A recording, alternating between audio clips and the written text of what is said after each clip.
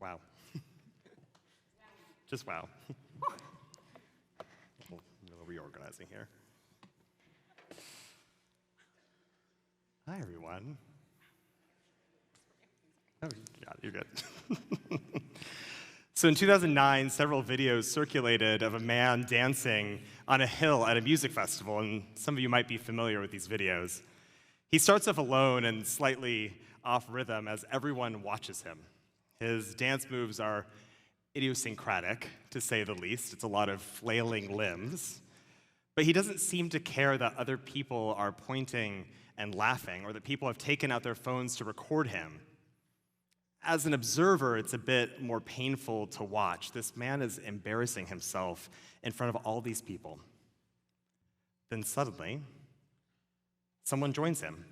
This guy's dance moves are also erratic and careening across the grass. They're wild. And then one more person, and then another. People begin running, literally running, to join in until the whole hillside is up and dancing. And given the smiles on everyone's faces, it seems like the same people that were pointing and laughing had wanted to dance all along. They had just been waiting for someone else to give them permission. The thing is, this video is not really about dancing, and what we call what he did dancing, honestly, I'm not sure, and I'm not sure that it matters, because what that man was actually doing, and what he encouraged everyone else on that hillside to do, was to be fully present and fully himself. What is it that holds us back from being present, from being ourselves? On Yom Kippur, we take away the crutches that help us be more palatable for social consumption. We wear simple clothing. We refrain from sex. We don't work. Now we put away our phones. We fast. This is not to say that clothes or sex or jobs or social media or food or alcohol are inherently bad. Judaism is not an ascetic tradition, and indulgence, when done thoughtfully, can be a way of celebrating that we're alive. But all of these things can be, and are so often used to edit who we are, whether it's hiding our flaws, projecting status, or distracting us from how we really feel. Today is about stripping away these things to ask, who are we really when we are present in ourselves? Right now, you have nowhere else and no one else to be. Our tradition tells us that this kind of full-body, full-minded presence is more than just an awareness of where and who you are. It's the definition of joy. Rabbi Alan Liu once wrote that joy is any feeling fully felt, any experience we give our whole being to. It is showing up as our whole selves, a celebration of both the parts of ourselves we are proud of and the parts of ourselves we're still working on, our strengths and our rough edges. Joy is gratitude for being alive here and now, even if being alive isn't always easy. Joy is being you. Joy is being you and letting the concerns of what others think fade into the background noise. And I'm not just talking about the people who are pointing and laughing at you, because let's be honest, we think people are doing this a lot more often than they actually are. I'm talking about stilling the small voice that exists inside each of us, the one that tells you to be embarrassed or ashamed of what you would do if no one was watching. Now imagine if Beyonce or Georgia O'Keeffe or Harvey Milk had held back from sharing their full selves with others because they refused to be different. This world would be a much more impoverished place. And this isn't about not feeling anxious or afraid. I'm pretty sure Beyonce still gets butterflies in her stomach. In fact, she once actually shared that when she feels nervous, she knows that she's going to put on a good show. Now, these individuals teach us about the incredible possibility that comes from taking the risk of owning our joy, not despite, but alongside our fear. Rabbi Nachman of Breslov, a Hasidic master who by all accounts grappled with severe depression throughout his short life, once taught, mitzvah gedolah lihyot b'simcha. It is a great mitzvah, if not the greatest mitzvah, to live with joy. Now, it would be very easy to dismiss this teaching if we only understand joy as happiness. Given the brokenness that exists in the world around us, it would be naive, if not deeply irresponsible, to aspire towards a perpetual state of bliss. But joy is more complex than that. This is the kind of not-so-secret secret of Judaism. To live with joy is l'chaim, to choose life without expectation or pretense, encountering each moment with that full-bodied, full-minded presence I mentioned earlier. Each moment, including the difficult ones, including the truly terrible ones. It is this unapologetic insistence on living that has sustained our people through millennia, shot through with tragedy. And our rituals, they invite us to practice this complicated kind of joy, even the hardest ones. Of the 613 mitzvot enumerated by our tradition, burying the dead is singled out as one of the most, if not the most, important. It is an act of incredible kindness for which there's no benefit, there's no personal gain. After the coffin is lowered into the ground and a handful of soil from Israel is sprinkled over the lid, every person present takes turns shoveling dirt into the open grave. There's no sleight of hand here. There's no attempt to elide this experience. The heaviness of that shovel and the smell of raw earth and the sound of soil hitting the casket, this is what the rabbis call simcha shel mitzvah, the joy that comes from doing a mitzvah with an awareness of body and a fullness of mind that can only happen when we show up as our whole selves. Our messy and unrestrained heartbreak reminding us with a painful kind of gratitude that we are alive and we are here. When I sit down with families and friends after someone they love has died, our conversation rarely focuses on what the author David Brooks once called resume virtues, what he defines as the skills you bring to the marketplace. Awards and accomplishments, if they are mentioned, are usually saved for the obituary. What folks talk about instead are their eulogy virtues, the qualities that made them them, what we might call their joy, the ways they showed up fully present and fully themselves. It was needlepoint or bird watching or their exasperating but sweet habit of having long conversations with strangers at the checkout line. It was the guarantee that they would always pick up the phone when you called them in a crisis, or their insistence that they had to be the last to say goodbye, to the point that they would stand in the middle of the driveway and wave at you until your car turned the corner at the end of their street. It was their tough love or their contagious laughter. It was the way they danced to the beat of their own drum. It was how they lived authentically, bucking trends or traditions. Our joy is what defines us, because joy is what happens when we are us. There's a story about Rabbi Zusha of Hanipol, a Hasidic luminary of the 18th century. Word travels among his disciples that he is on his deathbed, so they rush to his side to ensure that he is comforted in his final moments. They find him crying uncontrollably. One student asks, "Rabbi, why are you crying? In your life, you have been as wise as Moses and as kind as Abraham."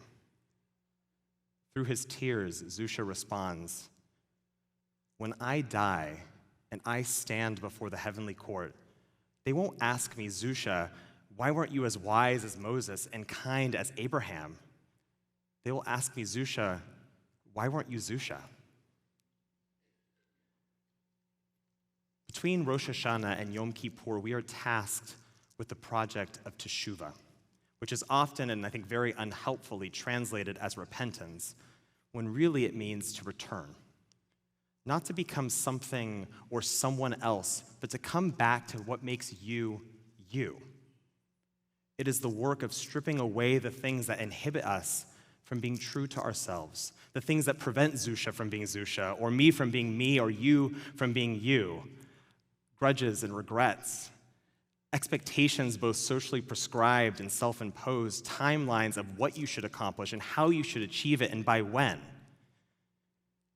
To do teshuvah is to practice being fully present, fully you. The Talmud tells the story that one day Rabbi Eliezer was sitting with his students and said, "Do teshuvah one day before your death." Of course, the students responded, "It's impossible to know when we'll die." And this is literally the theme of our liturgy this season, right? We don't know. how long we'll live or when we will die, by fire, by water, wealthy or poor, painfully or peacefully? To which Rabbi Eliezer said, exactly. So go do teshuvah now. The life we have is limited, so why spend it being anyone other than yourself? Several years ago, I had the privilege of meeting Edie Windsor. She was a remarkable woman who spent her life fighting for LGBTQ civil rights, and I was very lucky to know her as a congregant. She was with her wife, Thea, for over 40 years. They met in 1963, and in 1967, they got engaged. Thea actually proposed with a circular diamond pin, fearing that a traditional ring would out them at a time when it was still legal to fire someone for being gay. Edie and Thea maintained their relationship both through the expected challenges of growing old with someone and through the unexpected obstacles of legalized discrimination and Thea's progressive multiple sclerosis. After Thea died, Edie was denied spousal inheritance rights, and she took their case all the way to the Supreme Court and won. And United States versus Windsor was a pivotal case in securing marriage equality in this country. So at the party that followed the Supreme Court's decision, I went up to Edie to offer my congratulations. I felt very, very lucky to be there. So I tentatively walk up to her and I ask, how did she do it? Maintain a 40-plus year relationship, weather hardship and heartbreak, take on the government of the United States and win. So now I need to paint a picture of Edie Windsor for all of you right now. She was proudly Jewish and unapologetically a New Yorker. She loved a well-tailored pantsuit. Her blonde hair always fell in these impeccable waves on either side of her face, and she was tiny. I think the top of her head probably came up to my chest. So Edie gets this glimmer in her eye, and she leans in close to me and she says two things. One, keep it hot.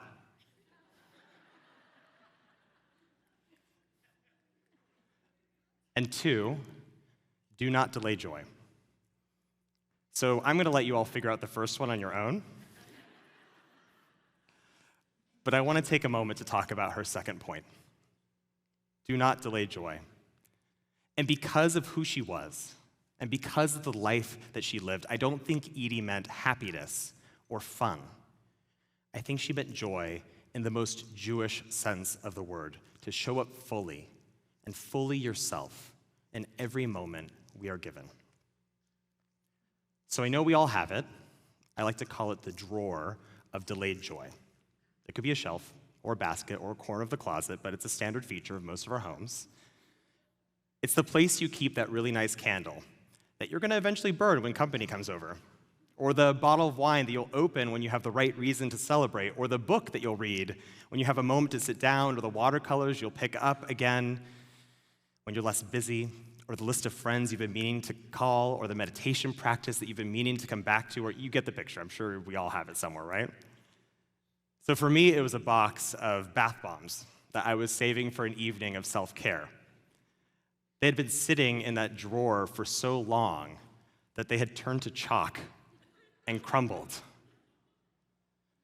So I had to Marie Kondo those bath bombs because they very much no longer sparked joy.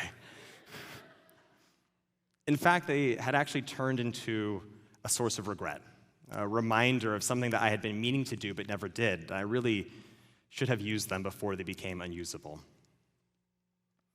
To take Edie's advice is to grab hold of the time we have now without reservation, to burn the candle, to drink the wine, to tell those that we love them, to laugh out loud, to have a good cry, to dance.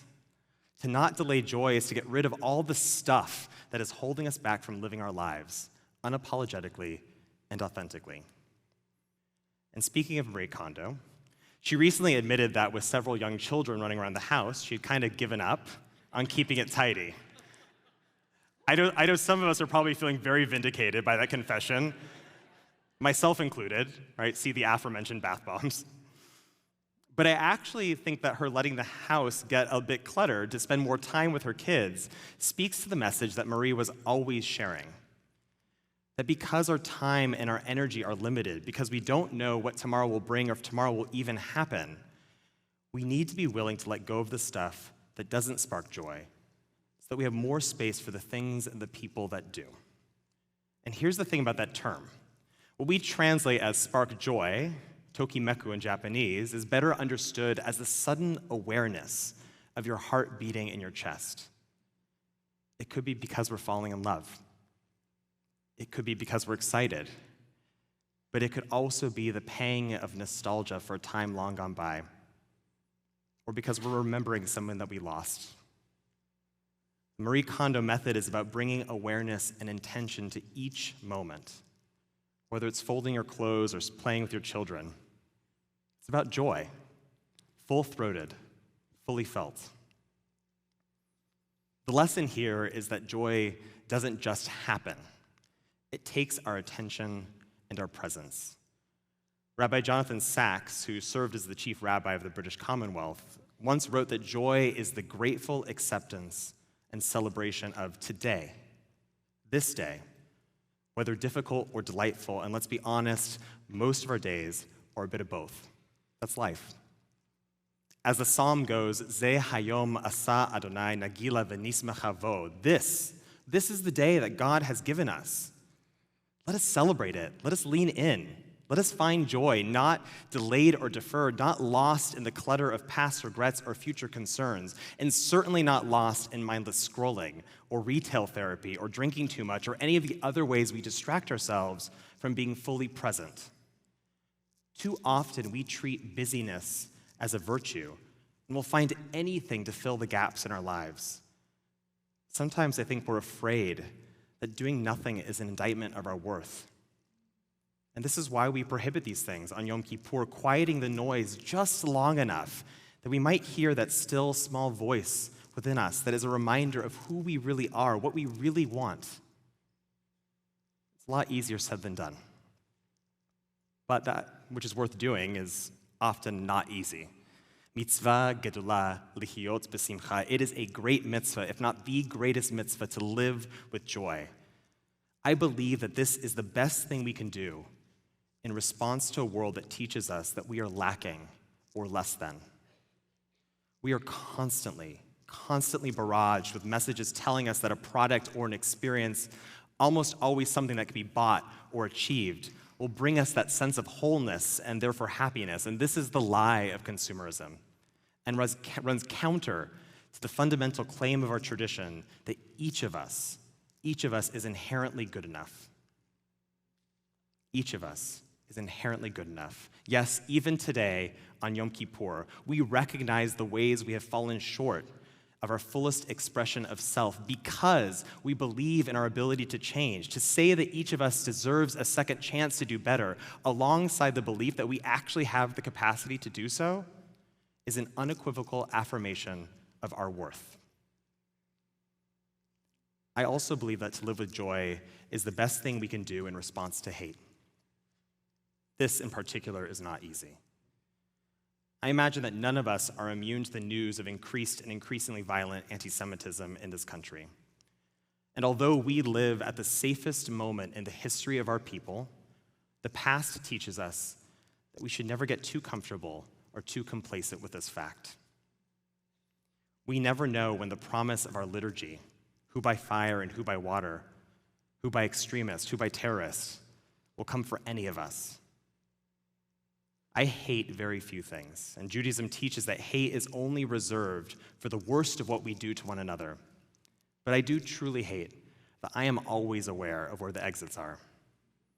I hate that when I'm walking on the sidewalk, a car slowing down or a person following too close behind me puts me on alert. I hate that bulky bags or bulky clothes on the stranger, the kind that could hide a gun, makes me uncomfortable. And I hate that guns are so easy to access, which makes the hate that others might feel toward me and the people I love so unnecessarily deadly. But a life only filled with hate is no life at all. Because in the end, hate leaves no room for anything else. To live vivaciously and vibrantly in our wholeness of being, we must live with joy. The kind that helps us fully feel each and every moment we have been given as the most authentic expression of the person that only we can be. This is not an act of naivety. It is an act of defiance. The Danish theologian Søren Kierkegaard once wrote that it takes religious courage to rejoice. Despair is easy. Despair is easy. But to diminish who we are, to disappear, that's exactly what the bigots want.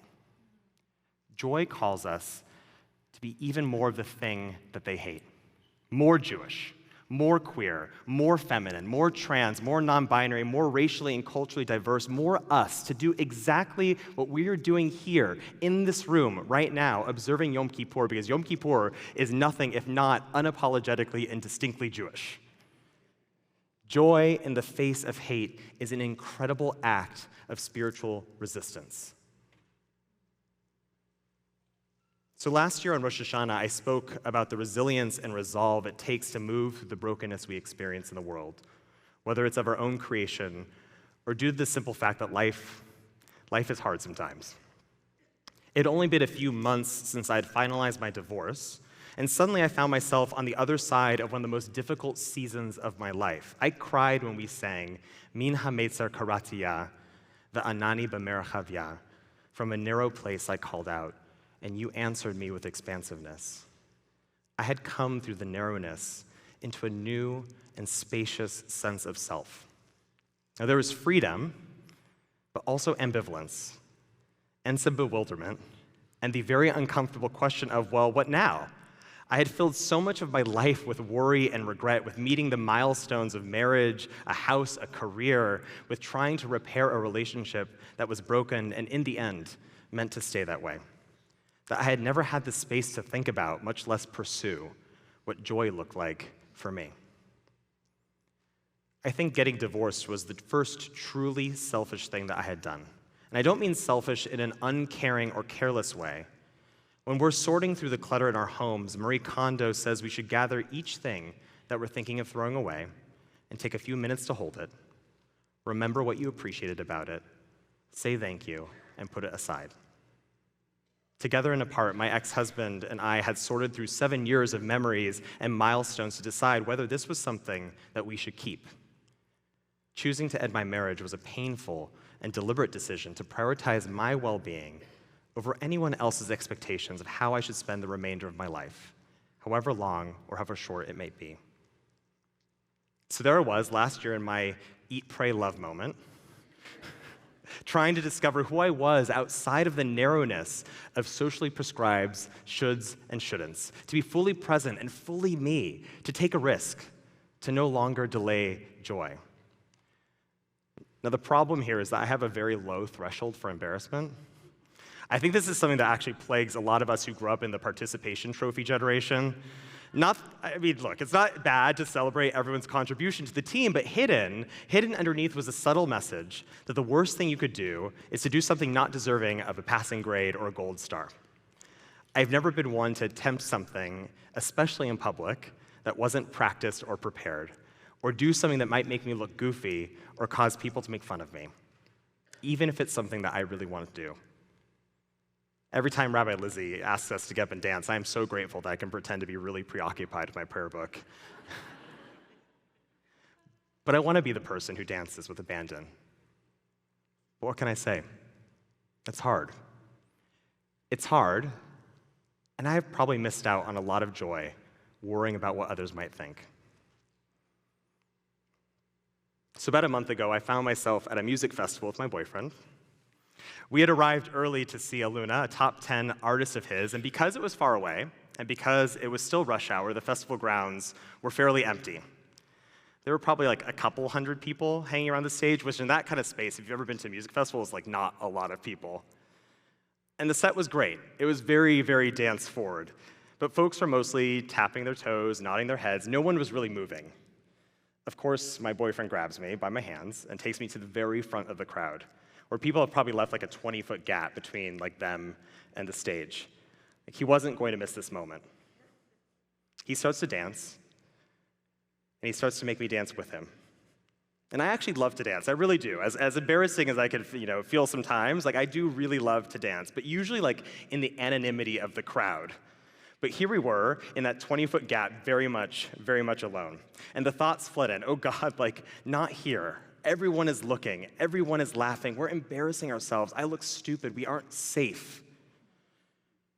And he can tell that something is up. He has this very wonderful and incredibly annoying way of knowing when I'm holding on to a feeling. So he grabs my hands and he looks me in the eyes and says, hey, be here in this moment with me.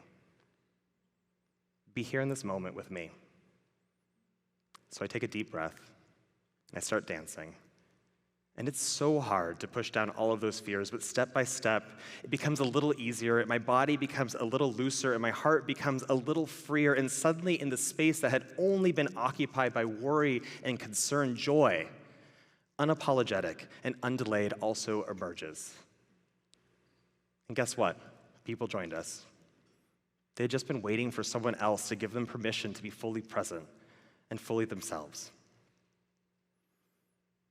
I believe that in every moment we're given, each of us is being invited into joy, to bring awareness to the time that you have, to do what it is that you feel called to do, to be wholly and unapologetically yourself. If you can clear out some of the clutter, if you can create a little space for silence and listen closely, you'll hear it. God whispering, be here in this moment with me. Be here in this moment with me. But whether or not you'll dance, that's up to you.